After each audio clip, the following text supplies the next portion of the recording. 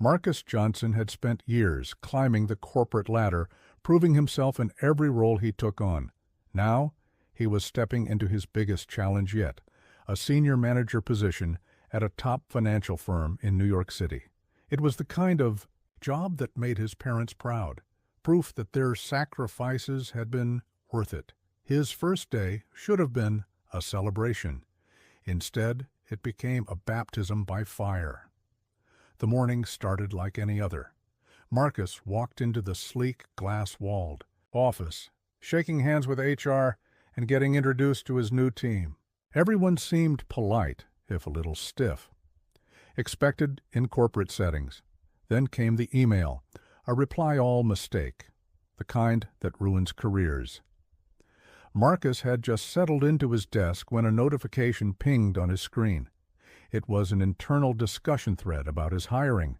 He opened it casually until he read one message that made his stomach drop. From Karen Whitmore. To hiring committee. Subject, new diversity hire. Oh, great. Another diversity hire to fill the quota. Just what we need. Another unqualified idiot. Getting promoted because of his skin color. Maybe I should start calling myself Carisha so I can get a raise too. This company is turning into a joke. Marcus froze. His pulse pounded in his ears. Did she really just send that to the entire hiring team? For a moment, he stared at the screen, disbelief turning to rage. He didn't know Karen personally, but he'd seen her name on the employee list. A senior executive, someone with power, and she had just outed herself as a racist. In writing. The office went dead silent as people started reading the email. One by one, heads turned toward Marcus. Karen, who sat just 3 desks away, was blissfully unaware. She was still typing, probably thinking she'd sent the email only to her little group of office bigots. Then someone gasped. Karen looked up, confused at first, until she saw the horrified expressions around her. Then her eyes locked onto Marcus, and she knew. Her face went from smug confidence to absolute panic in seconds. Her hands trembled as she clicked furiously on her computer, probably trying to recall the email. Too late, HR had already seen it.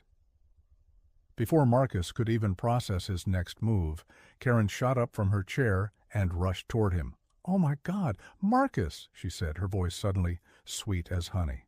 "That email, that was a joke. You know, just office banter. I didn't mean anything by it."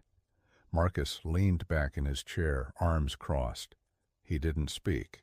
He just watched her squirm. "Really?" he said, voice dangerously calm. "A joke?" Karen let out a nervous laugh, nodding. "Way too fast. Of course, I mean, you know how these things are, corporate politics and all that. I was just venting. You understand, right?" Marcus let the silence stretch between them, letting her feel the weight of her own words. "Karen," he finally said, voice steady, "do you know who I am?" Her eyes darted around, searching for an escape. You're Marcus?" "No, Karen." He leaned forward, enjoying the way she flinched. "I'm your new boss." Her breath hitched. Her pupils dilated with sheer horror. What? "I'm the new senior manager," he said, "which means you work for me." For the first time, Karen was speechless. Before Karen could even stammer out another excuse, HR entered the room. "Karen," the HR director, Linda Torres, called out, her tone deadly serious. "Come with me now." Karen whipped around to face them. "Wait, Linda, I can explain. This was a joke, a misunderstanding." Linda's face was stone cold. "Save it. Conference room. Now." Karen turned back to Marcus, her eyes pleading. "You can vouch for me, right? You understand, don't you?" I didn't mean it." Marcus slowly shook his head. "Karen, the problem isn't what you meant. The problem is what you said." As she was dragged away, her entire career dangling by a thread, Marcus took a deep breath. This was just the beginning. Karen wasn't just facing a meeting with HR. She was facing war. By lunchtime, the entire office had heard about the email. Nobody wanted to be seen with her. Her usual lunch crew? Gone? Her work besties? Silent. Even the executives who normally laughed at her jokes were suddenly very, very quiet. She tried to act normal, sitting down in the break room with her salad, but the tension was suffocating. Conversations died the second she walked in. People gave her side eyes. The bold ones, they glared openly. Marcus, on the other hand, he was thriving. People stopped by his office to show support. Co-workers he barely knew shook his hand. It was clear Karen had been a problem for a long time, and now people wanted her gone. 2 hours later, Linda called Marcus into a follow-up meeting. "Marcus," she began, her tone professional but firm, "I wanted to update you on the situation." Marcus sat back, arms crossed. "Go on." "Karen has been placed on leave pending investigation." Marcus raised an eyebrow. "You mean you haven't fired her yet?" Linda sighed. "These things take process. But between the email, the backlash, and her history, it's not looking good for her." Marcus smirked. "Good." Later that evening, Marcus was packing up when his office phone rang. "Karen?" He let it ring. She called again and again. Finally, he picked up. "What?" Karen's voice was desperate. "Marcus, please, I need to talk to you." "Oh, now you want to talk?" he said, enjoying her panic. I know I messed up," she stammered. "I was just frustrated. You have to understand, I was just venting. I didn't mean it." "You called me an unqualified quota hire," Karen sniffled. Was she crying? "Marcus, if I get fired, I'll lose everything. My job, my house. Please, you're my boss now. Help me." Marcus let the silence drag. Then he leaned forward and said the words that made her gasp. "Karen, you're not my problem." And then he hung up. The next morning, the office was buzzing with gossip. Karen's email had not only circulated internally, it had somehow leaked online. Screenshots were being shared on Twitter, LinkedIn, and even Reddit. The caption, "When you accidentally expose yourself as a racist to your black boss."